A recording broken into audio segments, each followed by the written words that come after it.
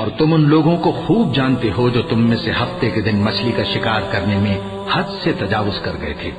तो हमने उनसे कहा कि जलील और खार बंदर हो जाओ, और इस किस्से को उस वक्त के लोगों के लिए और जो उनके बाद आने वाले थे इबरत और परहेजगारों के लिए नसीहत बना दिया। और जब मूसा ने अपनी कौम के लोगों से कहा कि अल्लाह तुमको हुक्म देता है कि एक बैल ज़बह करो, वो बोले, क्या तुम हमसे हंसी करते हो? मूसा ने कहा कि मैं अल्लाह की पनाह मांगता हूं कि नादान बनूं। उन्होंने कहा कि अपने परवरदिगार से इल्तिजा कीजिए कि वो हमें ये बताए कि वो बैल किस तरह का हो।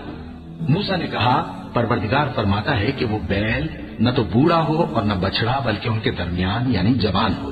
तो जैसा तुमको हुक्म दिया गया है वैसा करो। उन्होंने कहा, अपने परवरदिगार से दरख्वास्त कीजिए कि हमको ये भी बता दे कि उसका रंग कैसा हो।